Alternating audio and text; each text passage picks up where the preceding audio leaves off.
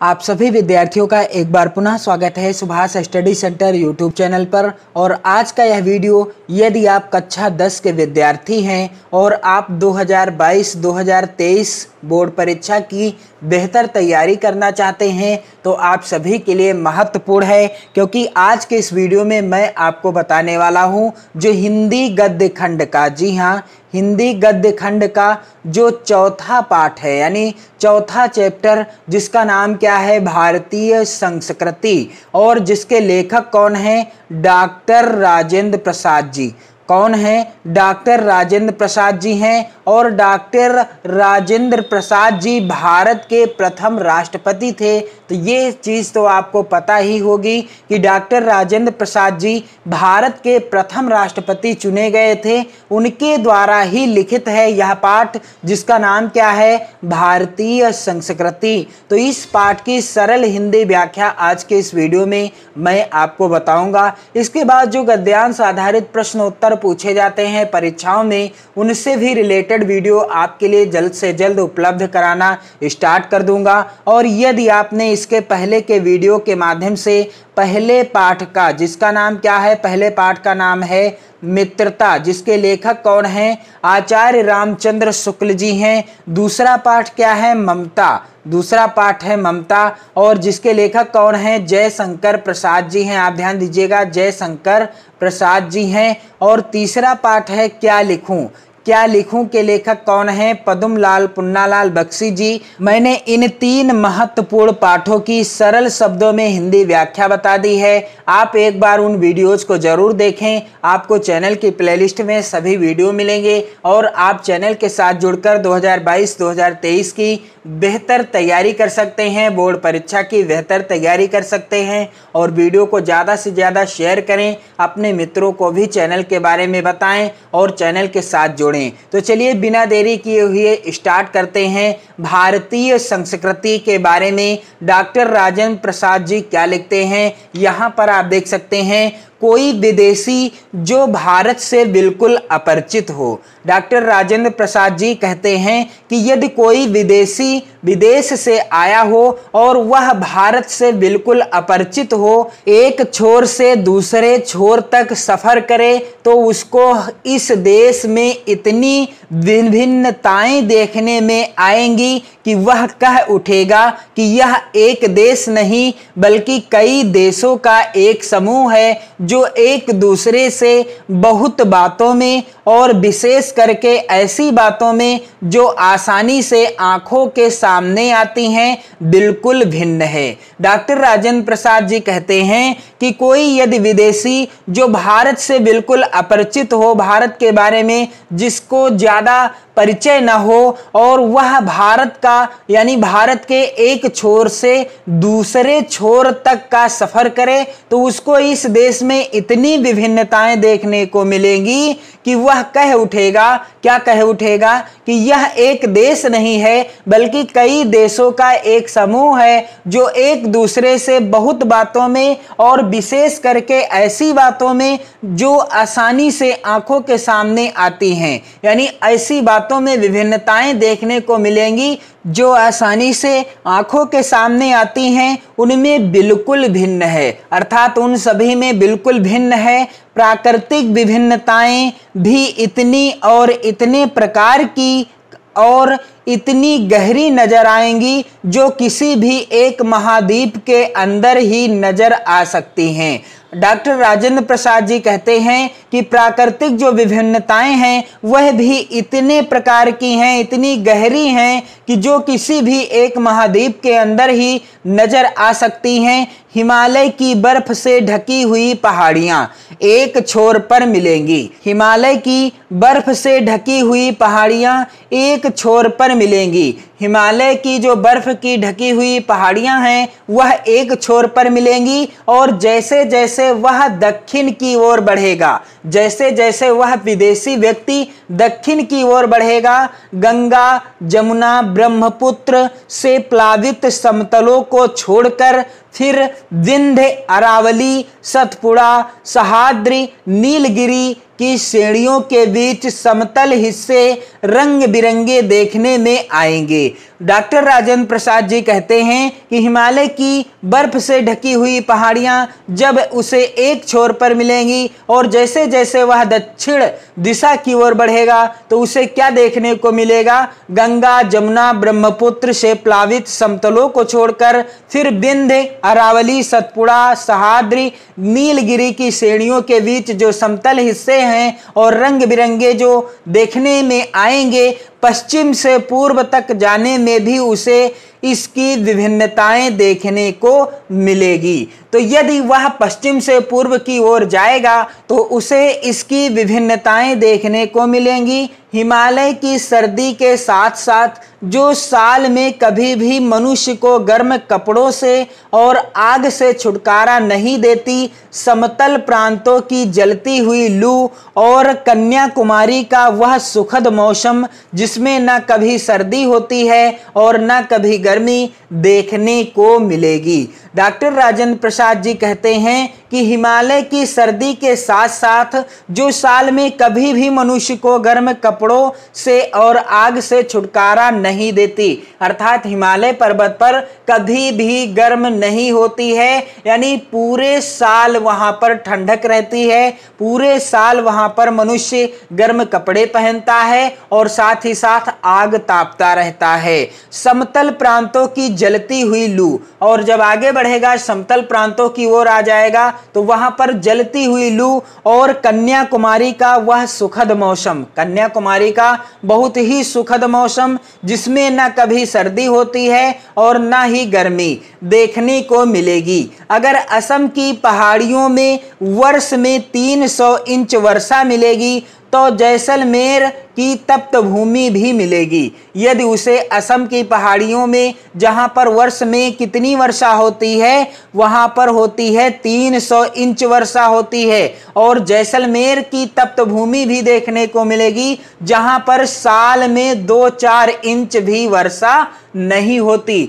जैसलमेर में साल में 2-4 इंच भी वर्षा नहीं होती है, जबकि असम में 300 इंच वर्षा हो जाती है। कोई ऐसा अन्न नहीं जो यहाँ उत्पन्न ना किया जाता हो। डॉक्टर राजेंद्र प्रसाद जी कहते हैं कि कोई ऐसा अन्न नहीं है जो हमारे भारत में उत्पन्न किया ना जाता हो, कोई ऐसा फल नहीं जो यहाँ पैदा नहीं किया जा सके, कोई ऐसा खनिज पदार्थ नहीं जो यहाँ के भूगर्भ में ना पाया जाता हो, और ना कोई ऐसा वृक्ष अथवा जानवर है जो यहाँ फैले हुए जंगलों में ना मिले। डॉक्टर राजेंद्र प्रसाद जी कहते हैं कि कोई ऐसा खनिज पदार्थ नहीं है जो यहाँ के भूगर्भ में न पाया जाता हो, और न कोई ऐसा वृक्ष अथवा जानवर है जो यहाँ फैले हुए जंगलों में न मिले।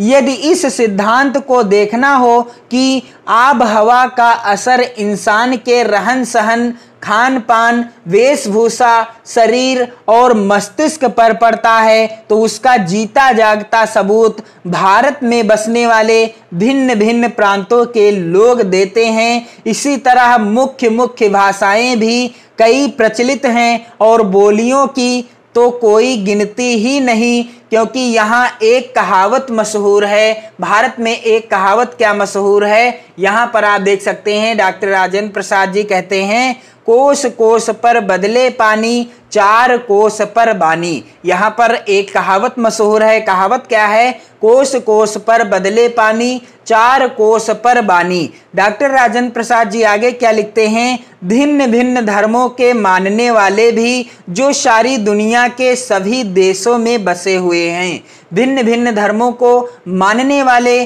जो सारी दुनिया के सभी देशों में बसे हुए हैं, यहाँ भी थोड़ी बहुत संख्या में पाए जाते हैं। यहाँ पर भी अर्थात भारत में भी थोड़ी बहुत संख्या में पाए जाते हैं। और जिस तरह यहाँ की बोलियों की गिनती आसान नहीं, उसी तरह यहाँ भिन्न भिन्न धर्मों के संप्रदायों की भी गिनती आसान नहीं। राजेंद्र प्रसाद जी कहते हैं कि जिस प्रकार से यहाँ की बोलियों की गिनती करना आसान नहीं है, ठीक उसी प्रकार से यहाँ भिन्न भिन्न धर्मों के संप्रदायों की भी गिनती करना आसान नहीं है। इन विभिन्नताओं को देखकर अगर अपरिचित आदमी घबरा कर कह उठे कि यह एक देश नहीं अनेक देशों का एक समूह है, यह एक जात नहीं अनेक जातियों का समूह है, तो इसमें आश्चर्य की बात नहीं है। क्यों? क्योंकि ऊपर से देखने वाले को जो गहराई में नहीं जाता, विभिन्नता ही देखने में आएगी। डॉक्टर राजेंद्र प्रसाद जी कहते हैं कि जो व्यक्ति ऊपर से देखेगा, गहराई में नहीं जाएगा, उसे क्या नजर आएगा? विभिन्नता ही देखने में नजर आएगी। पर विचार करके देखा जाए तो इन विभिन्नताओं की तह में एक ऐसी समता और एकता फैली हुई है जो अन्य विभिन्नताओं को ठीक उसी तरह पिरो लेती है और पिरोकर एक सुंदर समूह बना देती है। डॉक्टर राजेंद्र प्रसाद जी कहते हैं कि यदि विचार करके देखा जाए तो इन विभिन्नताओं की तह में एक ऐसी समता यानी समानता और एकता फैली हुई है जो अन्य विभिन्नताओं को ठीक उसी तरह पिरो लेती है और पिरोकर एक सुंदर समूह बना देती है। जैसे रेशमी धागा भिन्न भिन्न प्रकार की और विभिन्न रंग की सुंदर मड़ियों अथवा फूलों को पिरोकर एक सुंदर हार तैयार कर देता है, जिसकी प्रत्येक मड़ी या फूल दूसरे से न तो अलग है और न हो सकता है और केवल अपनी ही सुंदरता से लोगों को मोहता नहीं बल्कि दूसरों की सुंदरता से वह स्वयं सुशोभित होता है और इसी तरह अपनी सुंदरता से दूसरों को भी सुशोभित करता है। डॉक्टर राजेंद्र प्रसाद जी कहते हैं कि जिस प्रकार से एक रेशमी धागा भिन्न भिन्न प्रकार की और भिन्न भिन्न रंग की सुंदर मड़ियों को अथवा फूल को पिरोकर एक सुंदर हार तैयार कर देता है, ठीक उसी प्रकार से जिसकी प्रत्येक मड़ी या फूल दूसरों से न तो अलग है और न हो सकता है और केवल अपनी ही सुंदरता से लोगों को मोहता नहीं बल्कि दूसरों की सुंदरता से वह स्वयं सुशोभित होता है और इसी तरह अपनी सुंदरता से दूसरों को भी सुशोभित करता है। यह केवल एक काव्य की भावना नहीं है बल्कि एक ऐतिहासिक सत्य है जो हजारों वर्षों से अलग अलग अस्तित्व रखते हुए अनेकानेक जल प्रपातों और प्रवाहों का संगम स्थल बनकर एक प्रकांड और प्रगाढ़ समुद्र के रूप में भारत में व्याप्त है, जिसे भारतीय संस्कृति का नाम दे सकते हैं। और इन अलग अलग नदियों के उद्गम भिन्न भिन्न हो सकते हैं। डॉक्टर राजेंद्र प्रसाद जी कहते हैं कि इन अलग अलग नदियों के उद्गम भिन्न भिन्न हो सकते हैं और रहे भी हैं। इनकी धाराएं भी अलग अलग बही हैं, इन नदियों की धाराएं भी अलग अलग बही हैं, पर क्या और प्रदेश के अनुसार भिन्न भिन्न प्रकार के अन्न और फल फूल पैदा करती रही हैं और प्रदेश के अनुसार ये नदियां भिन्न भिन्न प्रकार के अन्न फूल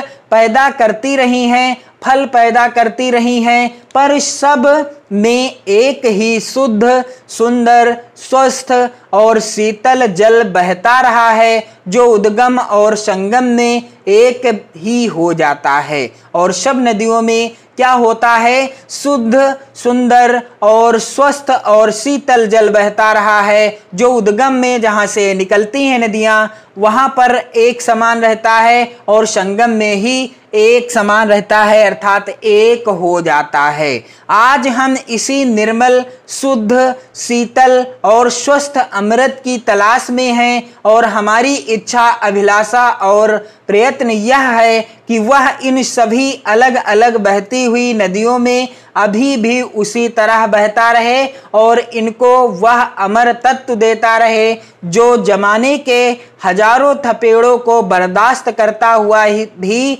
आज हमारे अस्तित्व को कायम रखे हुए है और रखेगा। जैसा कि हमारे कवि इकबाल कह गए हैं, क्या कह गए हैं? बाकी मगर है अब तक नामो निशा हमारा, कुछ बात है कि हस्ती मिटती नहीं हमारी, सदियों रहा है दुश्मन दौरे जमा हमारा। डॉक्टर राजेंद्र प्रसाद जी कहते हैं कि यह एक नैतिक और आध्यात्मिक स्रोत है जो अनंत काल से प्रत्यक्ष या अप्रत्यक्ष रूप से संपूर्ण देश में बहता रहा है और कभी कभी मूर्त रूप होकर हमारे सामने आता रहा है। यह हमारा सौभाग्य रहा है कि हमने ऐसे ही एक मूर्त रूप को अपने बीच चलते फिरते हंसते रोते भी देखा है और जिसने अमरत्व की याद दिलाकर हमारी सूखी हड्डियों में नई मज्जा डाल हमारे मृत प्राय शरीर में नए प्राण फूंके और मुरझाए हुए दिलों को फिर खिला दिया। वह अमरत्व सत्य और अहिंसा का है जो केवल इसी देश के लिए नहीं आज मानव मात्र के जीवन के लिए अत्यंत आवश्यक हो गया है। हम इस देश में प्रजातंत्र की स्थापना कर चुके हैं। डॉक्टर राजेंद्र प्रसाद जी कहते हैं कि हम इस देश में प्रजातंत्र की स्थापना कर चुके हैं, जिसका अर्थ है व्यक्ति की पूर्ण स्वतंत्रता, जिसमें वह अपना पूरा विकास कर सके और साथ ही सामूहिक और सामाजिक एकता भी। जिसका अर्थ क्या है कि व्यक्ति की पूर्ण स्वतंत्रता, जिसमें वह अपना पूरा विकास कर सके और साथ ही साथ उसकी सामूहिक और सामाजिक एकता को भी शामिल किया जाता है। व्यक्ति और समाज के बीच में विरोध का आभास होता है। व्यक्ति और समाज के बीच में किसका आभास होता है? विरोध का आभास होता है। व्यक्ति अपनी उन्नति और विकास चाहता है। व्यक्ति अपनी उन्नति और अपना विकास चाहता है और यदि एक ही उन्नति और विकास दूसरे की उन्नति और विकास में बाधक हो तो संघर्ष पैदा होता है। डॉक्टर राजेंद्र प्रसाद जी कहते हैं कि यदि एक ही उन्नति और विकास दूसरे की उन्नति और विकास में बाधक हो जाए तो क्या होता है? संघर्ष पैदा हो जाता है, आपस में झगड़ा हो जाता है और यह संघर्ष तभी दूर हो सकता है जब सबके विकास के पथ अहिंसा के हों। डॉक्टर राजेंद्र प्रसाद जी कहते हैं और यह संघर्ष कब दूर हो सकता है? जब सबके सब विकास के पथ अहिंसा के हों। हमारी सारी संस्कृति का मूलाधार इसी अहिंसा तत्व पर स्थापित रहा है और हमारी सारी संस्कृति का मूलाधार भी इसी अहिंसा तत्व पर स्थापित रहा है। जहां जहां हमारे नैतिक सिद्धांतों का वर्णन आया है, अहिंसा को ही उसमें मुख्य स्थान दिया गया है। जहां जहां पर हमारे नैतिक सिद्धांतों का वर्णन आया है, वहां पर अहिंसा को ही उसमें मुख्य स्थान दिया गया है। अहिंसा का दूसरा नाम या दूसरा रूप त्याग है। अहिंसा का दूसरा नाम या दूसरा रूप क्या है? त्याग है। और हिंसा का दूसरा रूप या नाम स्वार्थ है। और हिंसा का दूसरा नाम या रूप क्या है? स्वार्थ है, जो प्रायः भोग के रूप में हमारे सामने आता है, जो प्रायः भोग के रूप में हमारे सामने आ जाता है। पर हमारी सभ्यता ने तो भोग भी त्याग से ही निकाला है। पर हमारी सभ्यता ने भोग को भी त्याग से ही निकाला है और भोग भी त्याग में ही पाया है और भोग भी त्याग में ही पाया है।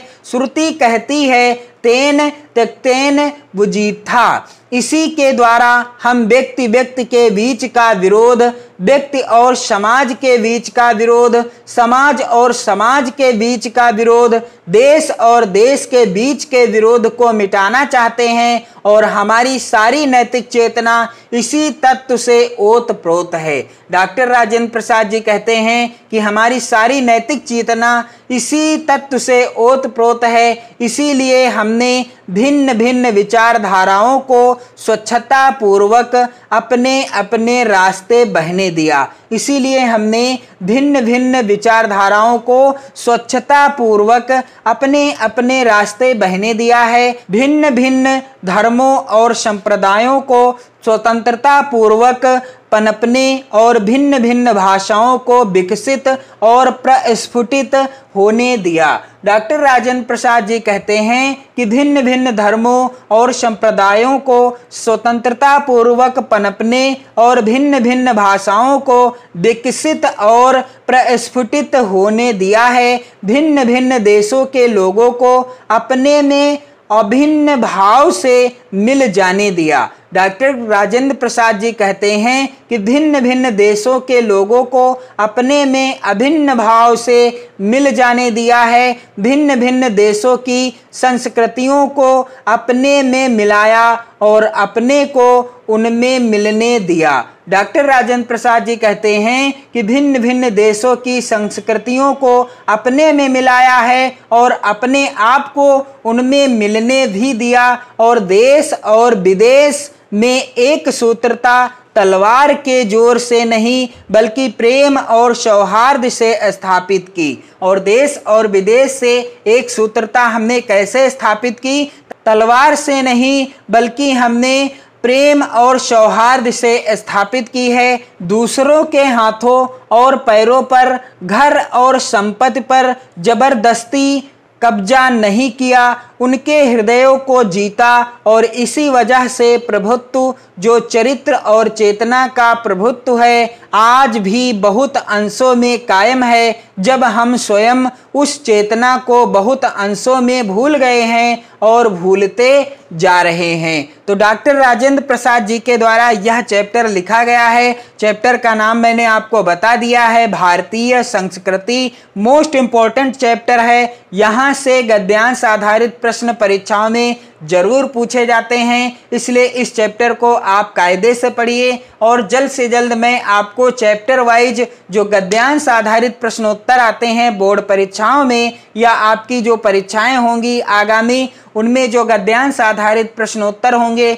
उनको आपको कैसे सॉल्व करना है, कैसे हल करना है, सब कुछ आपको बताया जाएगा वीडियो के माध्यम से। बस आपको क्या करना है, चैनल के साथ जुड़ जाना है और वीडियो को अपने मित्रों में ज़्यादा से ज़्यादा शेयर भी करते रहना है। जय हिंद।